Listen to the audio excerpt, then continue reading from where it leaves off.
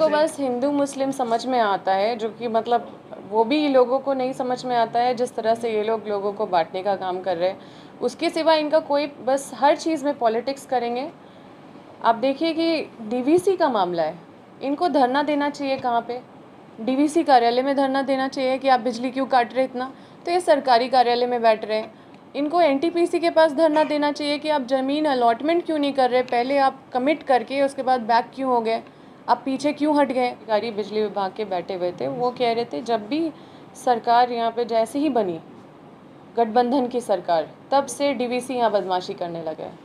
तब से यहाँ पे डीवीसी लाइन काट दे रहा है। और सिर्फ इतना ही नहीं, अगर कहीं लाइन कट रहा है और तकनीकी कारणों से भी अगर कट रहा है, कोई तार गिर गया, कुछ हो गया, पोल गिर गया, तो उसका बिजली कहीं और कंपनसेट कर दे रहे हैं। मतलब उस जगह पे मतलब ये लोग रैशनलाइज नहीं कर रहे हैं और बिल्कुल जैसे मर्जी वैसे कर रहे हैं और पूरी तरह से स्टेट को डिस्टर्ब कर रहे हैं।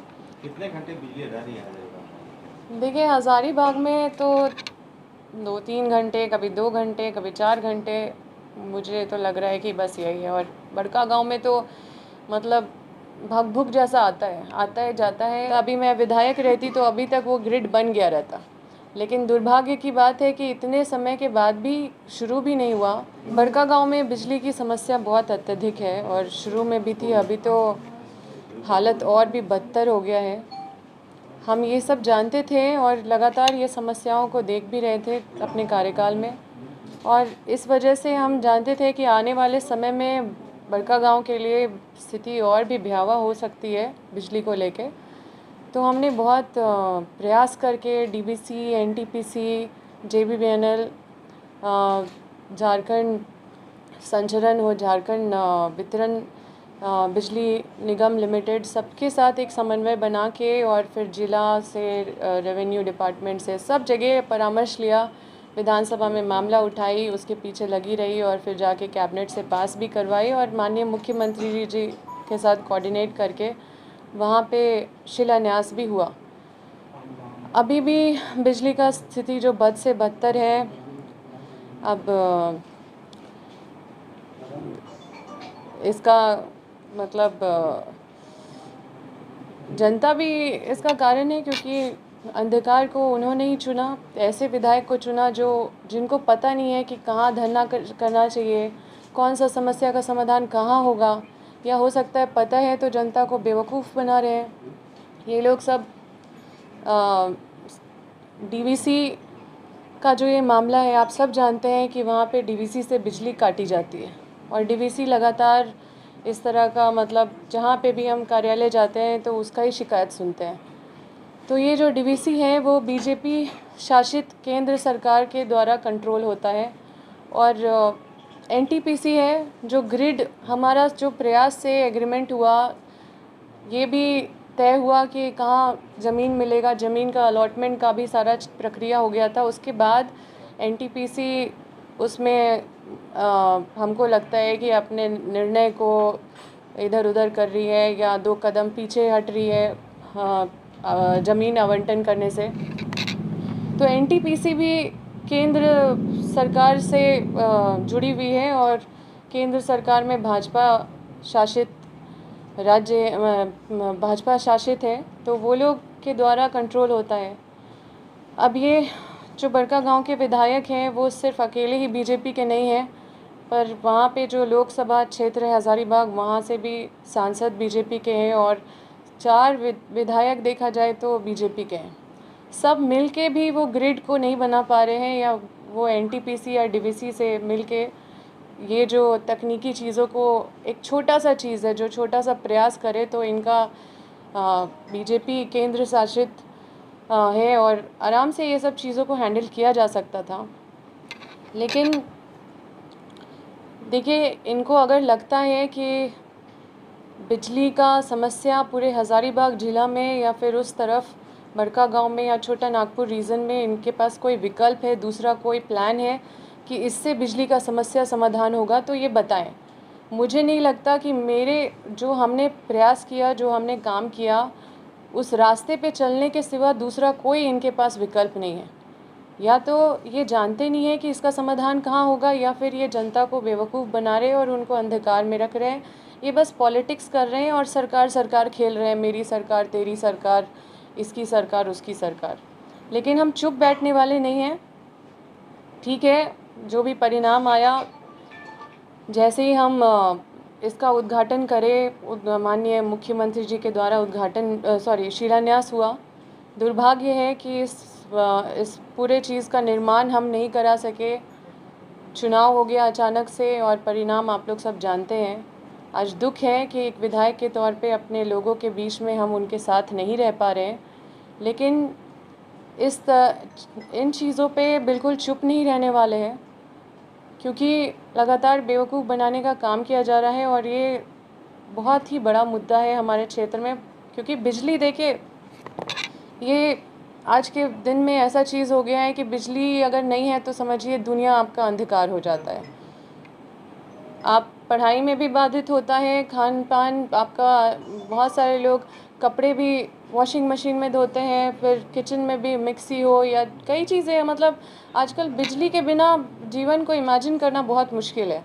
और ऐसी स्थिति में बिजली पे हमने जो काम किया है उसको आगे बढ़ाने के सिवा इनके पास कोई विकल्प नहीं है। और मैं इस चीज़ पे, क्योंकि लोगों को गुमराह किया जा रहा है, लोग भी गुमराह हो रहे हैं और हमारा ये फ़र्ज़ बनता है कि हम अपने क्षेत्र के लोगों को या हज़ारीबाग के लोगों को अगर कोई गुमराह कर रहा है तो हम उस चीज़ को रोकें। और क्योंकि हर कोई जानता है कि ये डीवीसी बिजली काट रही है, जो केंद्र शासित है और बीजेपी है वहाँ पे, और हर कोई जान रहा है कि एनटीपीसी ज़मीन आवंटन का चीज़ों को रोक लगा दी है, जिसके वजह से ग्रिड नहीं बन पा रहा है। जो 220/33 केवीए का ग्रिड हमने बहुत प्रयास से, करोड़ों के लागत से जो वहाँ पे बनने वाला था, वो मुझे लगता अभी मैं विधायक रहती तो अभी तक वो ग्रिड बन गया रहता। लेकिन दुर्भाग्य की बात है कि इतने समय के बाद भी शुरू भी नहीं हुआ और इससे साफ साफ इनका नाकामी दिखता है। और इस तरह के विधायक को निश्चित रूप से जनता तो खुश नहीं होगी और उनका कोई काम, मुझे लगता है कि ये बस इसी तरह का पॉलिटिक्स कर के सोच रहे हैं कि लोगों को मतलब अपने पक्ष में गुमराह करते रहेंगे, जो कि मुश्किल है। बस यही है। बिजली की ये समस्या तो पूरे राज्य भर में है, सिर्फ बड़कागांव की स्थिति नहीं, पूरे राज्य में अलग अलग मंत्री, देखिए, अलग-अलग विधायक अपने क्षेत्र हम में कह रहे हैं कि बिजली कल नहीं ही गए थे हम बिजली विभाग रांची में, हमने इसको साझा नहीं किया है, लेकिन कल गए थे, सभी पदाधिकारी बिजली विभाग के बैठे हुए थे। वो कह रहे थे जब भी सरकार यहाँ पे जैसे ही बनी गठबंधन की सरकार, तब से डीवीसी यहाँ बदमाशी करने लगा है, तब से यहाँ पे डीवीसी लाइन काट दे रहा है। और सिर्फ इतना ही नहीं, अगर कहीं लाइन कट रहा है और तकनीकी कारणों से भी अगर कट रहा है, कोई तार गिर गया, कुछ हो गया, पोल गिर गया, तो उसका बिजली कहीं और कंपनसेट कर दे रहे हैं। मतलब उस जगह पे, मतलब ये लोग रैशनलाइज नहीं कर रहे हैं और बिल्कुल जैसे मर्जी वैसे कर रहे हैं और पूरी तरह से स्टेट को डिस्टर्ब कर रहे हैं। और जो हालत है आपके सामने है। कितने घंटे बिजली रह रही है? देखिए, हज़ारीबाग में तो 2-3 घंटे, कभी 2 घंटे, कभी 4 घंटे, मुझे तो लग रहा है कि बस यही है। और बड़कागांव में तो मतलब भग-भुग जैसा आता है जाता है। लोगों को लगता है कि मतलब सबसे बड़ी समस्या अगर देखा जाए तो पूरे हज़ारीबाग लोकसभा का बात करें, रामगढ़ से लेकर हर जगह का, पतरातू से लेकर हमको लगता है छोटा नागपुर रीजन का, तो यही समस्या है जिसकी वजह से पतरातू में भी हम ग्रिड लेके आए, जो मतलब पूरी तरह से बन के उसका स्टेटस मुझे चेक करना पड़ेगा, चालू ही होने वाला है।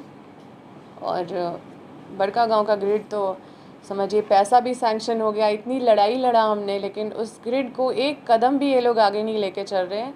इनको मेरे ही रास्ते पे चलना होगा, मेरे ही रास्ते पे चल के ये बिजली ठीक कर पाएंगे। दूसरा कोई विकल्प इनके पास नहीं है और ना ही इनके पास कोई प्लान है वैसा।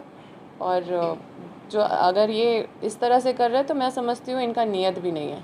हज़ारीबाग के विधायक, जो लोकल विधायक है, एमपी हैं, बड़कागांव के विधायक हैं, सभी लोग धरना में बैठे हुए हैं। रोज़ वहाँ पे मीडिया में बयान आ रहा है, डीवीसी या झारखंड विद्युत निगम के लोगों से मिल रहे हैं, लेकिन उनका सीधे तौर पे ये है कि झारखंड सरकार नहीं मैं चाह क्या रही, बोल रही हूँ ना झारखंड सरकार कि की वजह इनको से बस हिंदू मुस्लिम समझ में आता है, जो कि मतलब वो भी लोगों को नहीं समझ में आता है जिस तरह से ये लोग लोगों को बांटने का काम कर रहे हैं।